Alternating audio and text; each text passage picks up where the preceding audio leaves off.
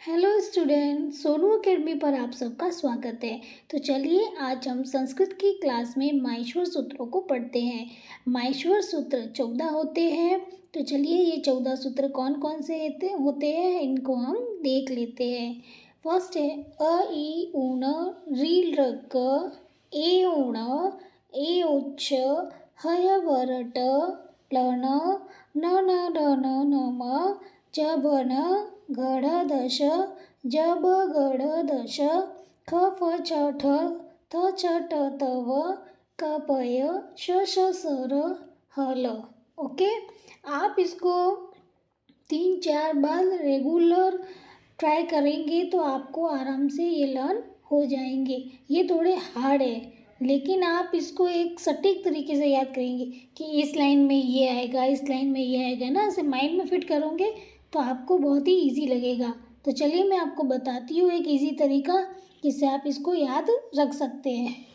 तो देखिए अ ई ऊण रील रक।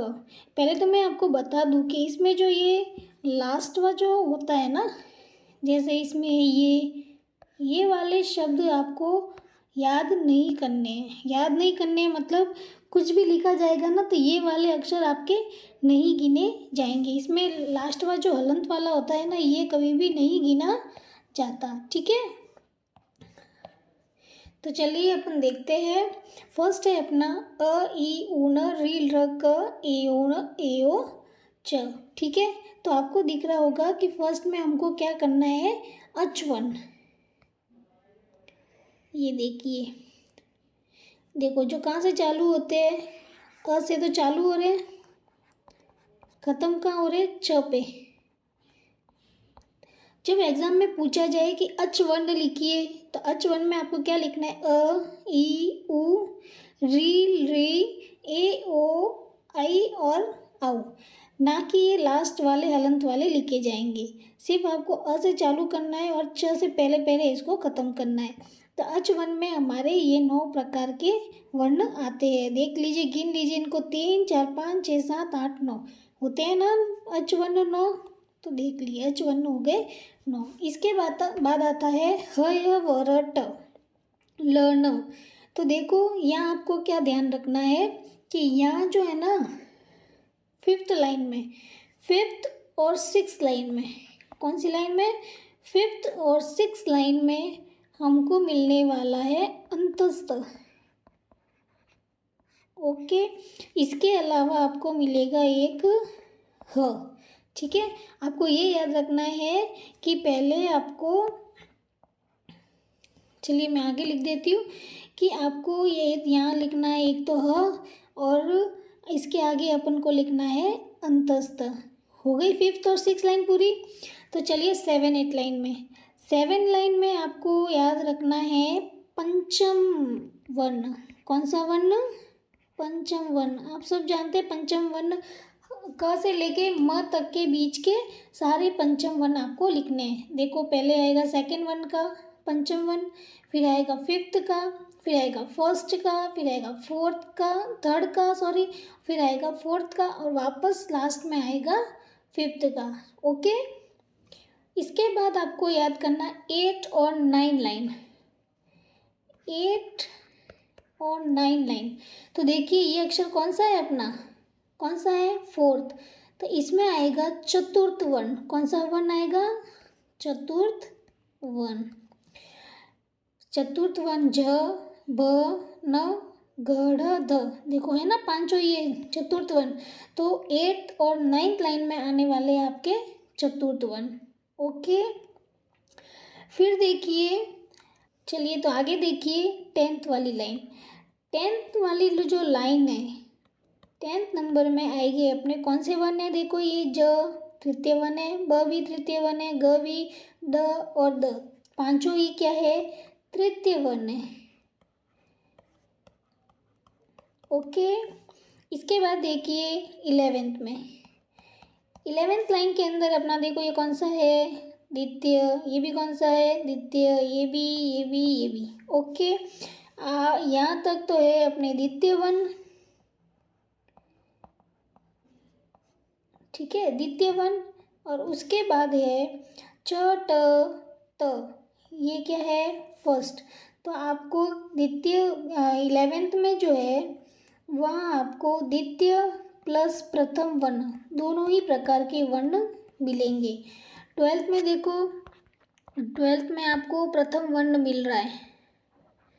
कौन सा वर्ण मिल रहा है, प्रथम वर्ण। वो भी कौन सा, सिर्फ फर्स्ट का, और एक है फिफ्थ का, यानी कि क और प। ओके, फिर देखो आपको याद रखना है 13 और 14 में आपको क्या मिलने वाला है।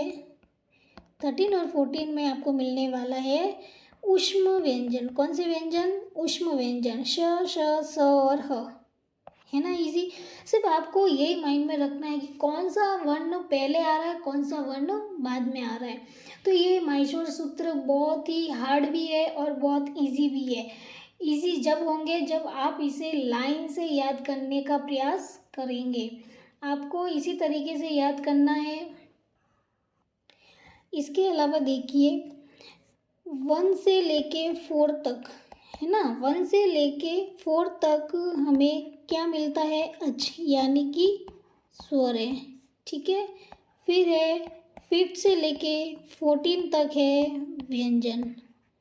ओके, जिन्हें हम हल प्रत्याहार कहते हैं, है ना, हल प्रत्याहार कहते हैं। इसके अलावा देखो एक क्वेश्चन में ये भी एग्जाम में बार बार पूछा जाता है कि ह वर्ण, इसमें ह वर्ण का प्रयोग 2 बार हुआ है। कितनी बार हुआ है, 2 बार प्रयोग हुआ है।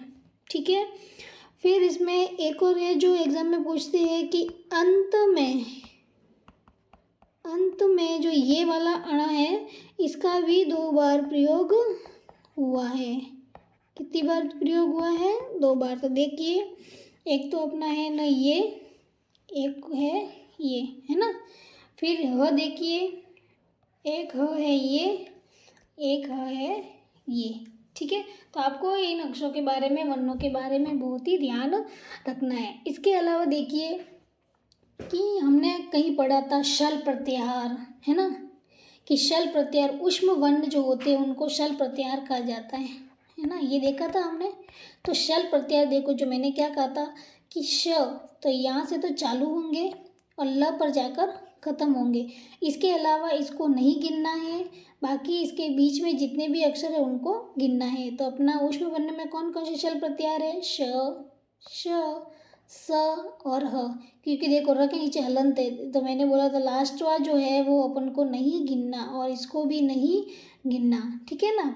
इसी प्रकार हमको बोलेंगे कि अच प्रत्याहार लिखिए, तो अ से लेके छ तक लिखना पड़ेगा। इसी प्रकार हमको बोलेंगे हल प्रत्याहार लिखिए, है ना, हल प्रत्याहार लिखिए। तो हल प्रत्याहार लिखने के यहाँ ह से चालू करके ल तक खत्म करना पड़ेगा। हमें बोल दे कि हमें एच वर्ण लिखिए। कौन से वर्ण लिखिए, एच वर्ण। ठीक है, तो हम कहाँ से चालू करेंगे, यहाँ से, और ख़त्म करेंगे यहाँ पर। समझ में आ गया ना आपको। इसी प्रकार यहाँ लिख दे कि न और म, तो यहाँ से लेके यहाँ तक लिखना है आपको। जश लिख दे, यहाँ जश वर्ण लिख दे कि जल जश प्रत्याहार लिखिए, तो यहाँ से आपको चालू करना है, यहाँ पर आपको ख़त्म करना है। तो आप ये सब काम उसी समय कर पाओगे जब आपको ये माहेश्वर सूत्र सारे याद होंगे। तो ठीक है ना, आपको इनको याद करना है, बहुत अच्छे से करना है। ये बहुत इम्पोर्टेंट, हर क्वेश्चन, हर एग्ज़ाम में इसके अंदर से क्वेश्चन ज़रूर पूछा जाता है। तो चलिए आप इसका प्रयास कीजिए। आपको ये क्लास पसंद आई हो तो प्लीज़ इसे लाइक, शेयर और सब्सक्राइब कर दीजिए। Thank you.